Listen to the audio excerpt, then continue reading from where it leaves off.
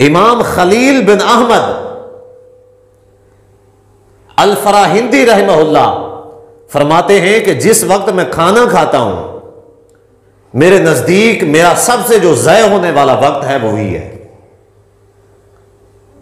जिस टाइम मैं खाना खाता हूं, मैं समझता हूं ये मेरा वक्त ज़ाय हो गया है। खाना इंसान की जरूरत है,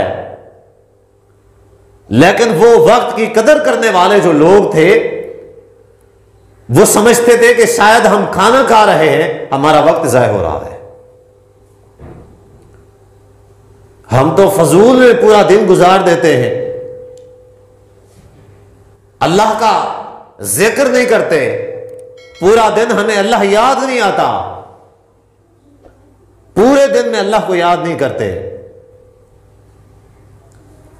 जबकि एक ऐसा लम्हा कि जिस लम्हे में अल्लाह को याद ना किया हो और मौत आ जाए, उस बंदे का क्या अंजाम हो सकता है।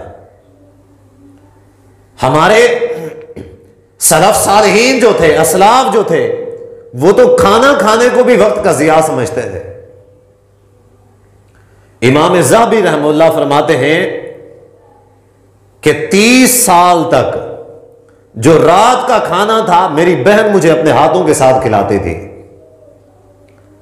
30 साल फरमाते हैं इस वजह से कि मैं लिखने में मसरूफ होता था, मेरी बहन अपने हाथ से मुझे 30 साल तक खाना खिलाती रही, साथ में खाना वो खिलाती रहती और मैं साथ में लिखता रहता।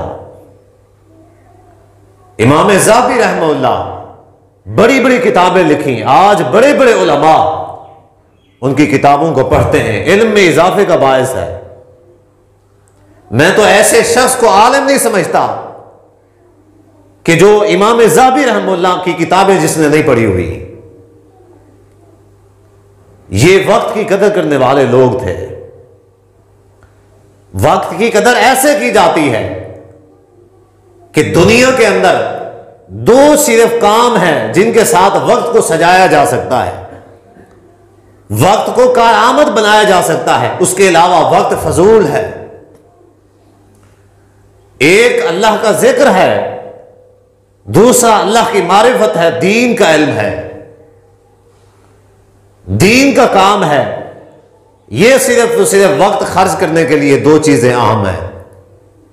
इसके अलावा नबी सल्लल्लाहु अलैहि वसल्लम ने फरमाया कोई जहां भी वक्त खर्च करता है वो अपने वक्त को ज़ाय कर रहा है।